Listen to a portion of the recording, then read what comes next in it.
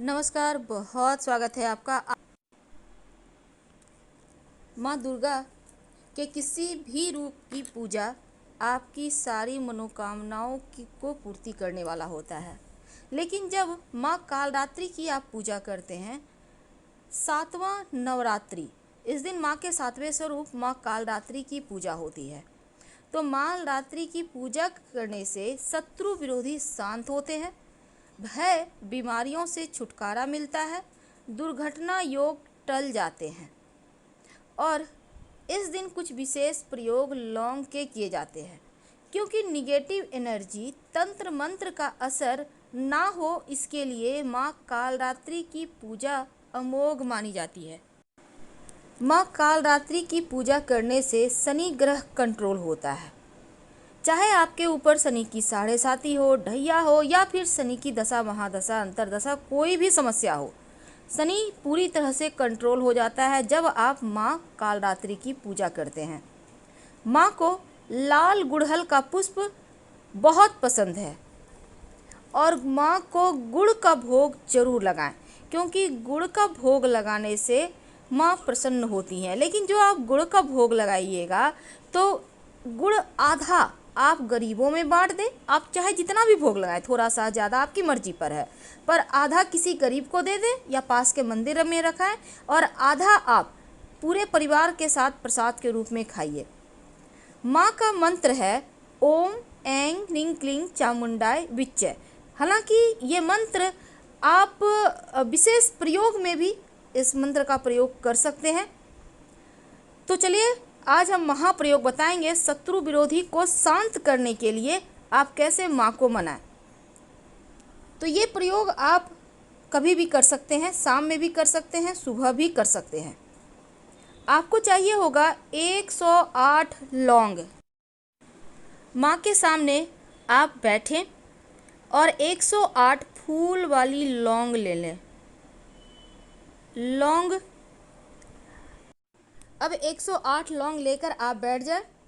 माता रानी को मंत्र बोलते हुए एक एक करके लौंग अर्पित करें। मंत्र बोलिएगा ओम ऐं ह्रीं क्लीं चामुंडाय विच्चे और एक लौंग अर्पित कर दें।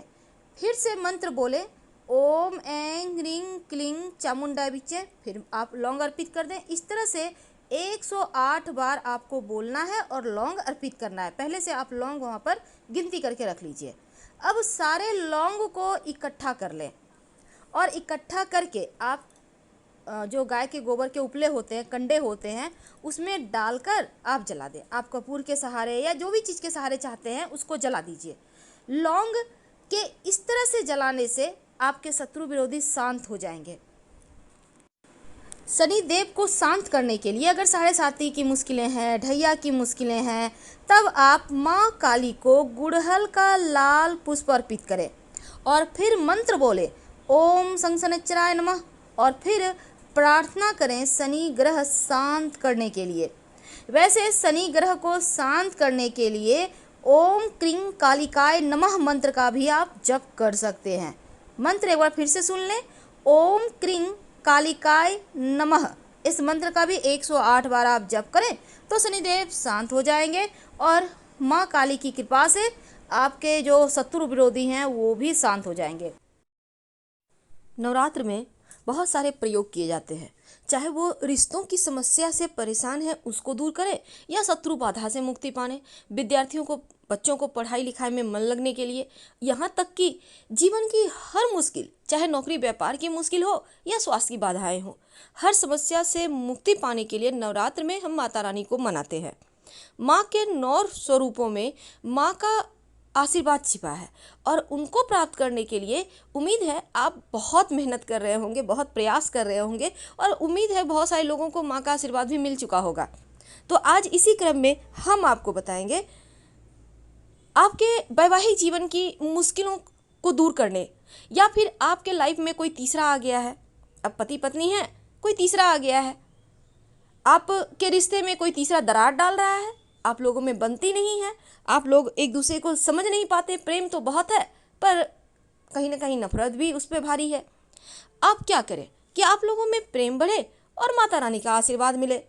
वैसे तो ये प्रयोग लगातार 3 दिन किया जाता है, याद रखिए, लगातार 3 दिन। अगर आप लगातार 3 दिन ना भी कर पाएँ तो 1 दिन कर लीजिएगा, और फिर इसके बाद आप मंगलवार आप करके इसको रिपीट कर दीजिएगा।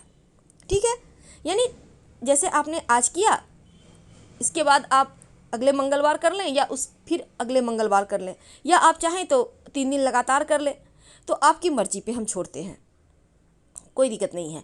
तो हम बात कर रहे हैं कि आपके रिश्तों की मुश्किलों को दूर करने के लिए जब आप माता रानी के शरण में आते हैं तो माता रानी का आशीर्वाद आप पे झोली भर के बरसता है। एक छोटा सा काम करें, देखिए आपने नाम सुना होगा पंच परमेश्वर। अब हम यहाँ पंचायत की बात कर रहे हैं। पंचायत भगवान का, देवताओं का पंचायत कहाँ होता है? माँ दुर्गा के मंदिर में। क्योंकि आपने देखा होगा माँ दुर्गा के मंदिर में 5 देवता, ब्रह्मा विष्णु महेश, माँ और गणेश जी पंच परमेश्वर होते हैं। तो वैसे तो शिव जी के मंदिर में भी होते हैं पंच परमेश्वर। अगर आपके घर के आसपास बहुत जगह दुर्गा जी का मंदिर नहीं होता है, कोई बात नहीं, आप शिव जी के मंदिर में चले जाइएगा, क्योंकि माँ दुर्गा शिव जी के ही आधा स्वरूप है।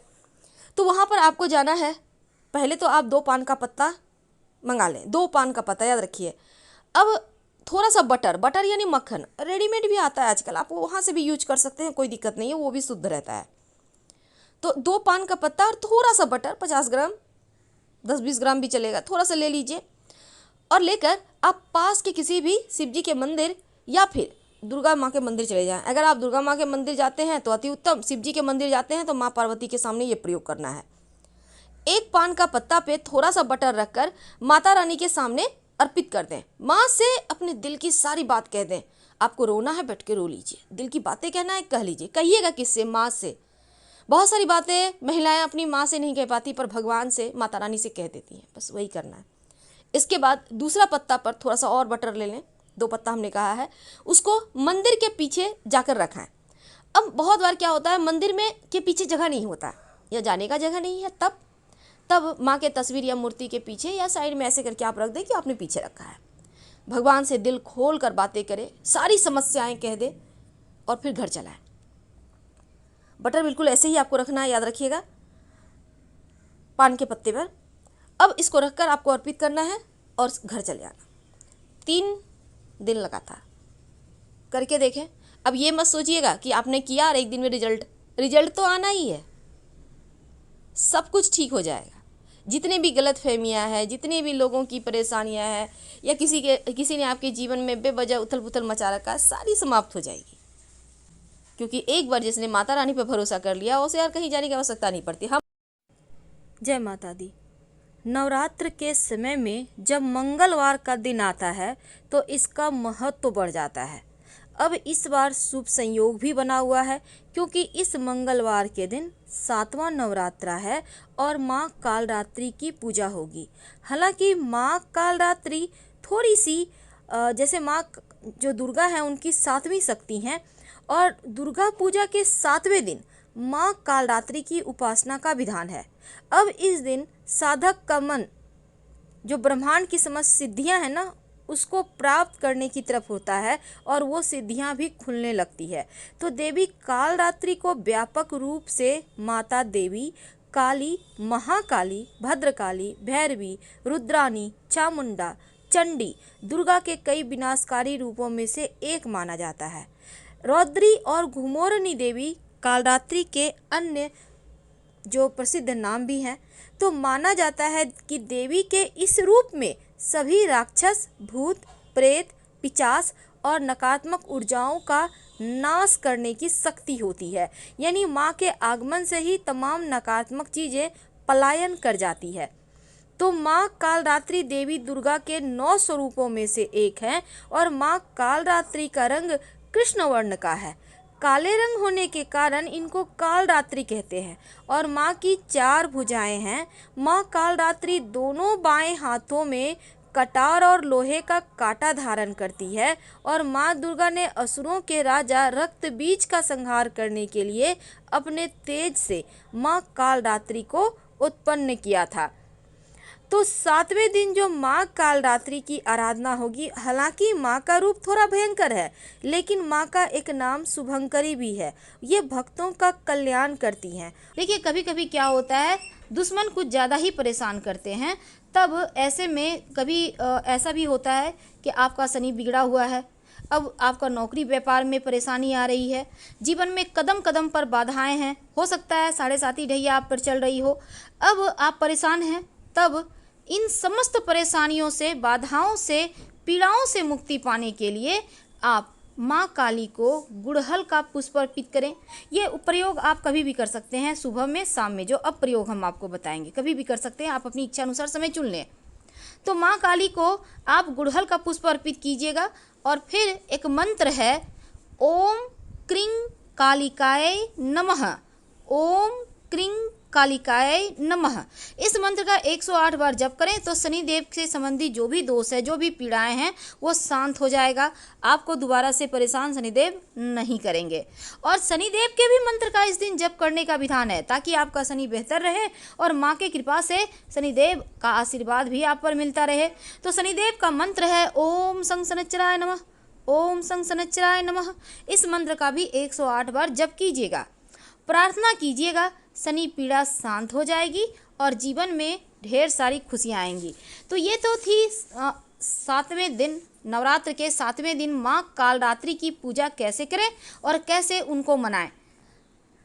तो माँ को गुड़ का भोग जरूर लगाइए और माँ के मंत्रों का भी जप करें। आप चाहें तो सप्तशती का पाठ कर सकते हैं, लेकिन जो गुड़ आपने भोग लगाया है, आधा गुड़ आप अपने परिवार के साथ मिल बांट कर खाएं और आधा किसी को दान कर दें, किसी पास के मंदिर में रखा सकते हैं।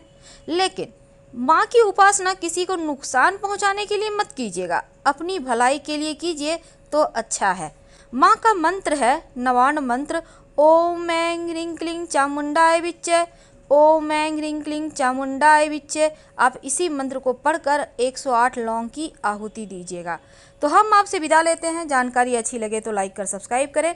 हर हर महादेव। धन्यवाद।